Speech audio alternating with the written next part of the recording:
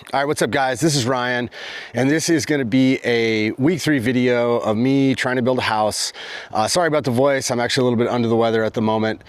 So this is week 3, and I actually feel like I'm starting to make some progress.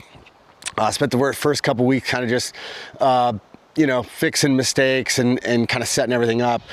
This week was actually able to get some walls up. Started off a little slow. I was still kind of fixing some mistakes that my concrete guy left me. That's actually going to be a theme here on the channel. If you like hearing me complain about my concrete guy, you'll want to hit the subscribe button, because that's probably what I'm going to do almost every video at this point.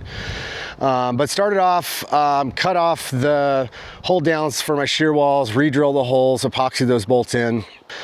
Finally was able to get out here and get my shear wall standing up, and then start in on actually framing some walls. And the walls that you see behind me here, I started with those because they kind of dictate a couple things. Those walls are, they have hold downs, like special hold downs that you can see here, where I've got a few of those, and those have to be in specific places.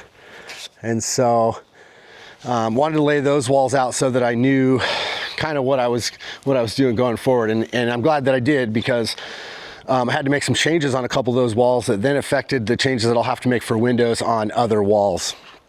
And so kind of hard to explain, but you have to have, any bedroom has to have a window that you can escape from. They call it an egress. And so I had to make changes to the windows next to the doors that took away from those being that. And so now that I've done those first, when I go to frame the other walls, it'll be nice, because I'll make sure that I get those built the correct way, instead of having to go back and fix stuff.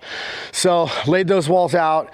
A little tricky, the one main wall, this one you see behind me here, only because of these steel columns right here. They get in the way of where you would just build a wall right up against the edge of the wall and stand it straight up. But I had to kind of build it offset. And so by the time we stood it up, and it took a handful of us to actually maneuver the thing into place and actually set it. My concrete guy, or I say my concrete guy, but it's whoever, it's a guy working for him. But he put a couple of these hold downs in where the hold down doesn't stick up high enough for me to get a nut on it. So some of those I'm actually just going to have to go back in with a drill, do some more concrete drilling, and put my own hold downs in. So just another one of those things I want to thank my concrete guy for setting me up for. That's awesome of him.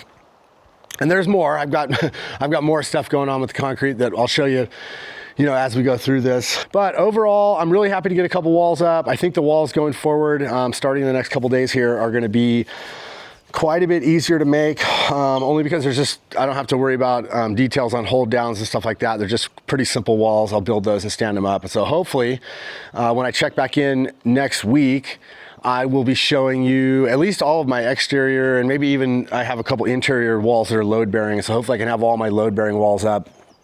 If I can do that by the end of this coming week, I feel like I've made a lot of progress. So anyways, I want to thank you guys for watching the video. Hopefully you got something out of it. Thanks again.